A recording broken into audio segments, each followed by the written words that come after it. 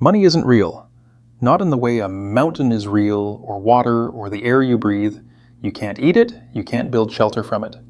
And yet for thousands of years, humans have fought wars over it, built empires with it, and structured entire civilizations around it. Money is a story, a collective hallucination so powerful that it shapes every aspect of modern life. But that story hasn't stayed the same. Throughout history, money has changed form 5 times, each transformation altering not just how we trade, but who holds power, who gets left behind, and what it means to be free. From shells to coins, from paper to pixels, every shift in the shape of money has been a revolution disguised as innovation. And right now, we're living through the 5th transformation, one that will determine the future of wealth, privacy, and control for generations to come. Before governments issued currency, before banks existed, before anyone had even conceived of the idea of a central authority controlling the money supply, humans still needed a way to trade. Bartering worked for simple exchanges. A farmer could trade grain for a blacksmith's tools, a hunter could exchange meat for cloth. But barter had fatal flaws. What if the blacksmith didn't need grain? What if the timing didn't match? What if you couldn't carry a cow to the market but needed something small? The solution was commodity money, objects that everyone agreed had value. And for millennia, some of the world's first currencies weren't metal or paper. They were shells. In ancient China, Africa, and the Pacific Islands, cowrie shells became one of the most widespread forms of money in human history. These small, glossy shells were durable, portable, difficult to counterfeit, and most importantly, universally desired. They were beautiful, rare enough to be valuable, but common enough to circulate. A merchant in the Maldives could trade shells for silk. A farmer in West Africa could use them to buy livestock. The shells represented a breakthrough. Money didn't need to be useful in itself, it just needed to be accepted. For the first time, value became abstract. You didn't trade the thing you wanted for the thing someone else wanted. You traded it for a symbol everyone trusted, then used that symbol to get what you needed. But shells had limits. They were bulky in large quantities. Their value fluctuated based on supply, and when European traders flooded African markets with imported shells, inflation devastated local economies.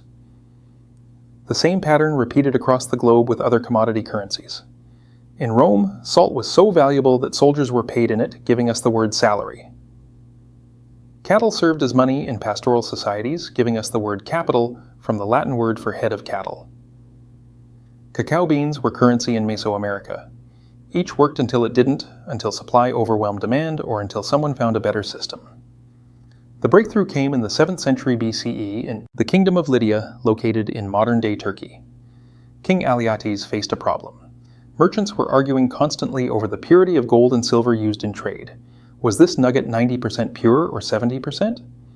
Weighing and testing metals for every transaction was tedious and bred distrust. So Lydia did something revolutionary. They standardized it. The kingdom began minting coins, small discs of electrum, a natural alloy of gold and silver stamped with the royal seal. That stamp was a guarantee. This coin contains this much precious metal and the king's authority stands behind it. Suddenly trust became transferable. You didn't need to know the merchant, you didn't need to test the metal, you just needed to trust the seal. This was the birth of coinage, and it spread like wildfire.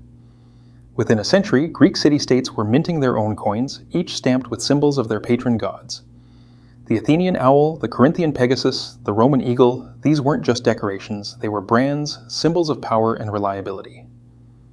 Coins allowed empires to expand because armies could be paid in standardized currency that worked anywhere the empire's authority reached. Trade exploded because merchants could move wealth quickly and securely. And for the first time, governments discovered that controlling money meant controlling everything. If you minted the coins, you decided their weight, their purity, and their value. Money became a tool of statecraft. But coins also became a tool of deception. Because once rulers realized they could stamp a coin with any value they wanted, the temptation to cheat became irresistible. Ancient Rome provides the textbook case. The silver denarius was the backbone of Roman commerce for centuries. Soldiers, merchants, and citizens all trusted it. But when the empire faced endless wars, revolving door emperors, and mounting debts, rulers began debasing the currency. They reduced the silver content, replacing it with cheaper metals like copper. The coin still bore the emperor's face and the official seal, but its actual value plummeted. By the 3rd century, the denarius that once contained 95% silver had been debased to less than 5%. Inflation exploded. Prices multiplied by thousands of percentage points. Wages became meaningless. And the empire that had ruled the known world for centuries collapsed in part because it destroyed trust in its own money. The lesson was clear but universally ignored. Every subsequent civilization made the same mistake. Medieval kings clipped coins, shaving off bits of gold and silver around the edges to mint more coins from the scrap. The public caught on, which is why modern coins have ridged edges, a historical reminder of that deception. The Chinese Song dynasty debased copper coins until merchants refused to accept them. The Spanish Empire flooded Europe with so much New World silver that it triggered massive inflation, a phenomenon historians now call the price revolution. Coinage solved the problems of commodity money, but it introduced a new one. The authority that guaranteed value could also destroy it, and inevitably, they did.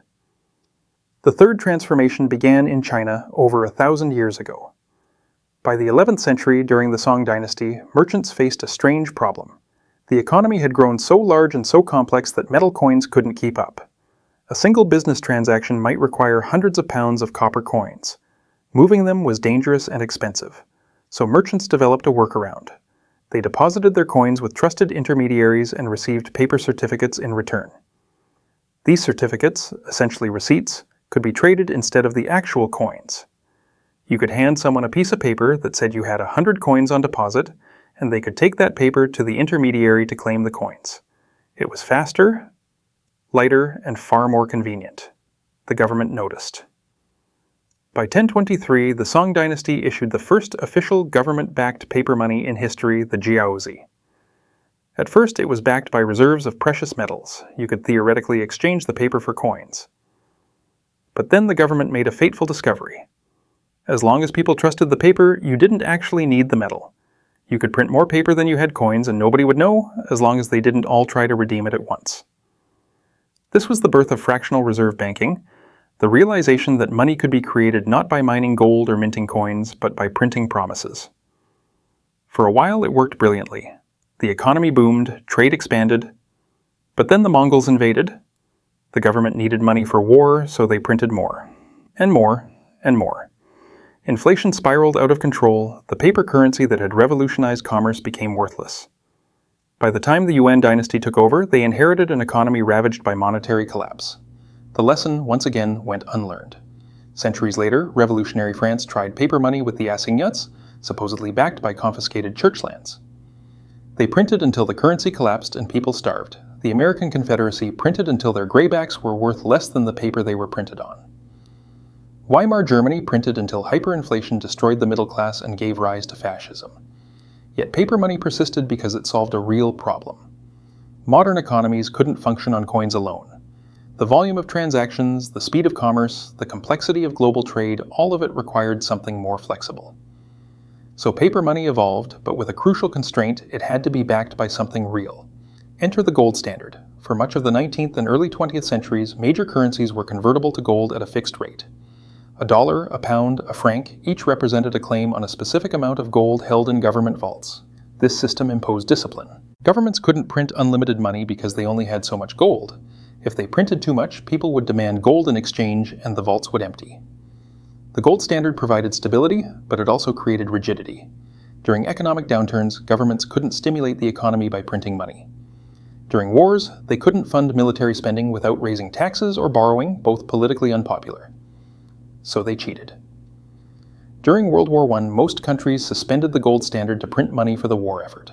They promised to return to it afterward, and most did, but the damage was done. The interwar period saw countries manipulating their currencies, competitive devaluations, and ultimately a collapse of global trade that deepened the Great Depression. The final break came in 1971. The United States had been the anchor of the post-war monetary system through the Bretton Woods Agreement, which tied the dollar to gold and tied other currencies to the dollar. But decades of spending on the Vietnam War, social programs, and Cold War defense had drained American gold reserves. Other countries noticed and began demanding gold in exchange for their dollars. President Richard Nixon faced a choice: let the gold flow out until the vaults were empty or break the promise. On August 15, 1971, Nixon announced that the United States would no longer convert dollars to gold. The link was severed. The gold standard was dead. This was the fourth transformation.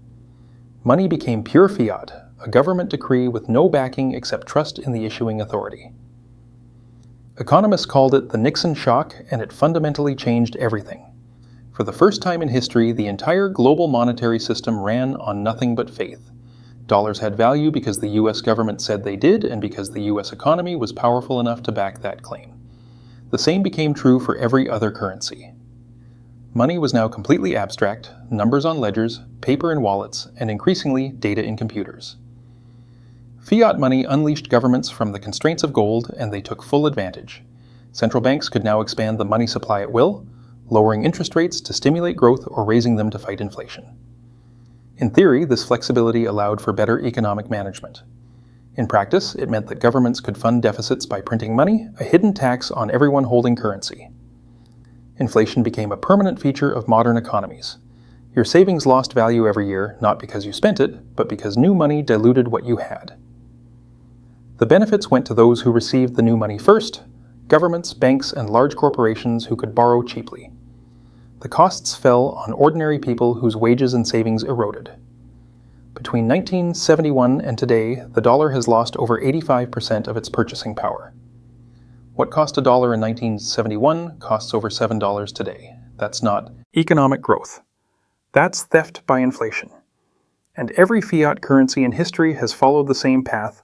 None have survived long-term without massive devaluation or outright collapse. Which brings us to the fifth transformation, the one we're living through right now.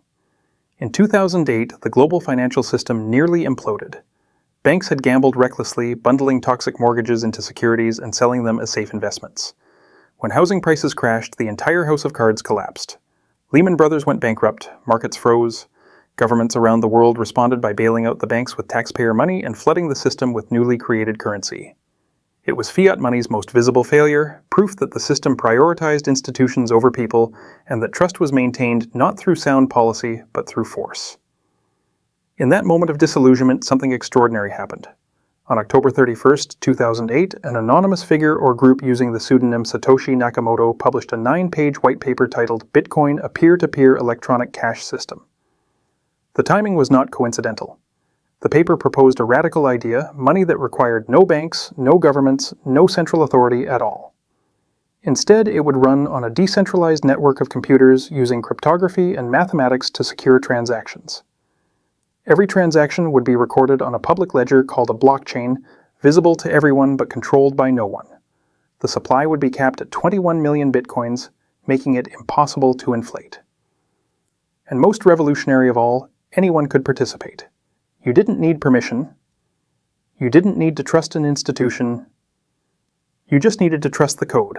Bitcoin was an act of rebellion against the entire history of money. For thousands of years, money had been shaped by those in power. Kings minted coins, governments printed paper, central banks manipulated interest rates. But Bitcoin proposed that money could be shaped by consensus, by mathematics, by a community that agreed on rules enforced by code rather than decree. The first Bitcoin block, mined on January 3, 2009, contained a message embedded in its code: "The Times 03 Jan 2009 Chancellor on brink of second bailout for banks." It was a timestamp, proof of when the network began, but it was also a statement of purpose. Bitcoin was born from the failure of the old system. For years, Bitcoin remained a curiosity, used primarily by cryptographers, libertarians, and people buying things they probably shouldn't on the dark web. One Bitcoin was worth pennies, then dollars, then hundreds of dollars. Skeptics dismissed it as a bubble, a Ponzi scheme, or worse. But believers saw something different. They saw digital gold, a store of value that governments couldn't print, banks couldn't freeze, and inflation couldn't erode. They saw a lifeboat for people in countries with collapsing currencies where hyperinflation made savings worthless overnight. They saw an alternative to a system that had failed them. By 2017, Bitcoin's price surged past $20,000, capturing global attention. By 2021, it reached over $60,000. Institutional investors, once dismissive, began buying. Corporations added Bitcoin to their balance sheets. Countries like El Salvador made it legal tender. The technology spawned thousands of competitors, each promising improvements. Ethereum introduced smart contracts, programmable agreements that executed automatically. Stablecoins tied their value to dollars, offering the speed of crypto with the stability of fiat. Decentralized finance platforms recreated banking without banks, allowing people to lend, borrow, and trade without intermediaries. But revolutions don't go unchallenged. Governments that had lost control of money during the first 4 transformations weren't about to surrender during the 5th. They began regulating exchanges, forcing them to collect user data and comply with banking laws. They tracked transactions on the blockchain, proving that Bitcoin's anonymity was more myth than reality. They warned of volatility, scams, and environmental damage from energy-intensive mining. And most tellingly, they began developing their own digital currencies, central bank digital currencies designed to compete with crypto while maintaining government control. CBDCs represent a counter-revolution. Unlike Bitcoin, they're centralized, issued and controlled entirely by governments. Unlike cash, they're traceable, every transaction recorded and monitored. And unlike traditional money, they're programmable, capable of carrying instructions that restrict how and when they can be used. China's digital yuan is already in use, allowing the government to track spending in real time. The European Union is developing a digital euro. The United States is researching a digital dollar. And the message is clear. The future of money will be digital, but governments intend to control it. We're now in the middle of a battle between 2 visions. One is decentralized, where money is code, secured by cryptography and consensus, beyond the reach of any single authority. The other is centralized, where money is data, controlled by governments and accessible only with permission. Both are digital, both are fast, but one offers privacy and autonomy, while the other offers surveillance and control. And ordinary people, caught in the middle, often don't realize the choices being made for them. What makes this 5th transformation different from the previous 4 is that it's not just about efficiency or convenience. Shells replaced barter because they were easier to carry. Coins replaced shells because they were standardized and trustworthy. Paper replaced coins because it was lighter and faster. Fiat replaced gold because it was flexible. Each transformation made money more abstract but also more powerful. Digital money continues that trend, but it crosses a threshold. When money exists, as code, it can be programmed, monitored, and controlled in ways physical money never could. Your cash can't expire, it can't be frozen remotely, it can't be programmed to only work for certain purchases. But digital money can. And once that infrastructure exists, the temptation to use it will be overwhelming. Why not make stimulus payments expire to encourage spending? Why not automatically deduct taxes to eliminate evasion? Why not block transactions to dissidents, protesters, or anyone the state deems problematic? These aren't hypothetical scenarios. They're already happening in various forms around the world. The history of money teaches us that every transformation concentrates power before it eventually distributes it. Coins centralized power in kings, but eventually enabled merchants to challenge them. Paper centralized power in banks, but eventually enabled governments to fund public works. Fiat centralized power in central banks, but eventually enabled global trade. Digital money is centralizing power in governments and tech companies right now.